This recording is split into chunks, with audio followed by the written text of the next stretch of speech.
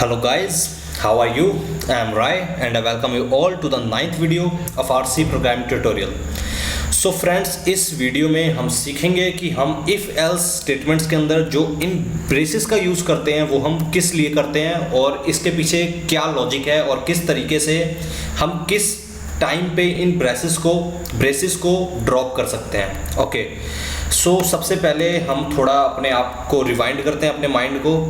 हम अपने first video पे जाते हैं, वहाँ पे मैंने आपको बताया था कि हम अपने किसी भी प्रोग्रामिंग लैंग्वेज के थ्रू अपने कंप्यूटर को ऑर्डर्स देते हैं और वो ऑर्डर्स इन स्टेटमेंट्स की फॉर्म में होते हैं। मींस यहाँ पे अगर मैंने ये एक स्टेटमेंट लिखा हुआ है, मींस यहाँ पे मैं अपने कंप्यूटर को एक ऑर्डर दे रहा हूँ। ओके, सो इसी तरीके से जैसे कि यहाँ पॉइंट नंबर 2 में अगर यहाँ पे मैंने 3 स्टेटमेंट्स लिखे हुए हैं, मींस यहाँ मैं अपने कंप्यूटर को 3 ऑर्डर्स दे रहा हूँ। बट यहाँ कभी कभी एक केस अराइज होता है जब मैं चाहता हूँ कि मेरे ये तीनों ऑर्डर्स एक सिंगल ऑर्डर की तरह ट्रीट हो, मींस ये तीनों एक ग्रुप के अंदर मींस आ जाए। ओके, सो उस टाइम पे उस केस में हम इसे कैसे एक ग्रुप के अंदर कन्वर्ट कर सकते हैं। सो फ्रेंड्स, वो हम करते हैं इन करली ब्रेसेस के थ्रू। अगर मैंने इन तीनों ऑर्डर्स को इन करली ब्रेसेस के अंदर लिख दिया, मींस अब ये तीनों orders as a single order treat होंगे। ओके, और अब इस पूरे पार्ट को हम क्या बोलेंगे, हम इस पूरे पार्ट को एक ब्लॉक बोलेंगे। जिस तरीके से हम अभी तक बोल रहे थे, जैसे कि हम इस पार्ट को हम इफ ब्लॉक बोलते थे, इस टाइम पे इफ ब्लॉक के अंदर मेरे 3 स्टेटमेंट्स हैं और इसी तरीके से इसे हम एल्स ब्लॉक बोलते थे, और इस टाइम पे मैंने अपने एल्स ब्लॉक के अंदर 2 स्टेटमेंट्स लिखी हुई हैं। बट यहाँ पे मैं इसके अंदर कितने भी स्टेटमेंट्स लिख सकता हूँ। ओके, सो फ्रेंड्स, अब मैं आपको बताना चाहूँगा, अब तक हमारी जो नॉलेज है, हमारी इफ एल्स की सिंपल से इतनी नॉलेज है कि अगर ये स्टेटमेंट्स ट्रू होता है तो मैं अपने इफ ब्लॉक को एग्जीक्यूट करता हूँ, और अगर वो स्टेटमेंट फॉल्स होता है तो मैं एल्स ब्लॉक को एग्जीक्यूट करता हूँ। बट अब हम इसी बात को थोड़ा सा चेंज करके बोलेंगे, एक अलग पॉइंट ऑफ व्यू से अब इस कंडीशन को देखेंगे। हम बोलेंगे कि अगर मेरा इफ स्टेटमेंट ट्रू होता है तो मैं एक सिंगल ऑर्डर को एग्जीक्यूट करता हूँ, मैं एक सिंगल ऑर्डर को फॉलो करता हूँ। और अगर मेरा वो स्टेटमेंट फॉल्स होता है तो मैं एक डिफरेंट ऑर्डर, मतलब एक अलग सिंगल ऑर्डर को ही एग्जीक्यूट करता हूँ। मीन्स ये पूरा ऑर्डर एक ही ऑर्डर है, बट ये पहले वाले से अलग है।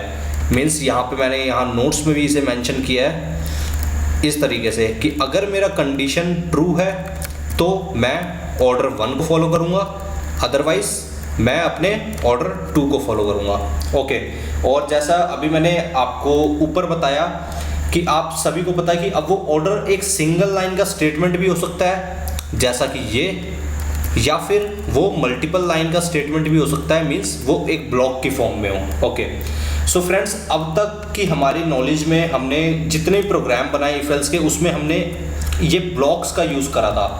बट इस प्रोग्राम में अब हम सीखेंगे कि अब हमें पता लग गया कि जब भी मेरे को एक सिंगल लाइन का ऑर्डर देना होगा, मीन्स एक स्टेटमेंट का ऑर्डर देना होगा, तब मेरे को इन ब्लॉक्स की ज़रूरत नहीं है। सो अब इस प्रोग्राम को रन करके देखते हैं। सबसे पहले तो अभी अगर मैं इस टाइम पे इस प्रोग्राम को रन करूं तो मेरा जो आंसर है, जैसा आप सभी को पता है कि ये जो कंडीशन है वो ट्रू होगी और ये इफ ब्लॉक एग्जीक्यूट होगा, मीन्स मेरा आंसर प्रिंट होना चाहिए डिस्प्ले पे।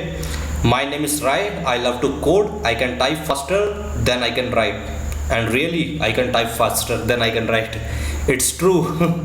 सो फ्रेंड्स, इस प्रोग्राम को हम रन करते हैं। ओके, सो यहाँ पे मेरा बिल्कुल सही आउटपुट प्रिंट हो रहा है। अब हम क्या करते हैं, अब हम इसमें स्टेटमेंट्स को कम करते हैं। मीन्स यहाँ पे अभी मैंने 3 लाइन का ऑर्डर दिया था, अब मैं इसे सिंगल लाइन का ऑर्डर दे रहा हूँ, और ऐसा करने से मुझे क्या बेनिफिट होगा, मैं ये करली ब्रेसेस को ड्रॉप कर सकता हूँ। ओके, सो इसी तरीके से मैं अगर मैं चाहूँ कि मेरा जो इफ़ के अंदर जो है, इफ़ के बाद जो मेरा एक ऑर्डर है वो मैं सिंगल लाइन का दूं, और एल्स के बाद जो मैं ऑर्डर देना चाहता हूं वो मैं मल्टीपल लाइंस का दूं, तो मैं वो भी कर सकता हूं। सो इस प्रोग्राम को अगर हम रन करते हैं तो अब हमारा रिजल्ट आएगा my name is Rai. Okay, और अगर मैं यहाँ पे इस कंडीशन को फॉल्स कर दूं तो मेरा जो रिजल्ट आएगा वो 2 लाइन का ऑर्डर होगा। ओके, बिल्कुल। अब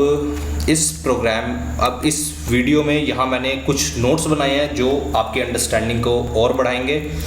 यहाँ पे भी मैंने एक एग्जांपल के थ्रू इलस्ट्रेट किया है कि हम सिंगल लाइन का ऑर्डर कैसे दे सकते हैं, और नेक्स्ट पॉइंट में हमने मल्टीपल लाइंस का भी ऑर्डर दिया है। ओके, सो फ्रेंड्स, मैं आपको इधर नोट्स सेक्शन पे छोड़ रहा हूँ। आपको अगर आप इन नोट्स को रीड करिए इस वीडियो को पॉज करके, इससे आपकी अंडरस्टैंडिंग बढ़ेगी।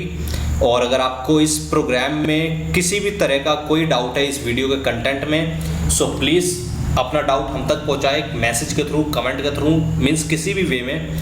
एंड फ्रेंड्स, अगर आपको लगता है कि हमारा चैनल आपको किसी भी तरीके से कोई हेल्प कर रहा है, सो प्लीज़ इसे सब्सक्राइब करना ना भूलें और अपने फ्रेंड्स के साथ शेयर करना ना भूलें। Okay, so very thank you friends for watching this video and see you guys in the next video.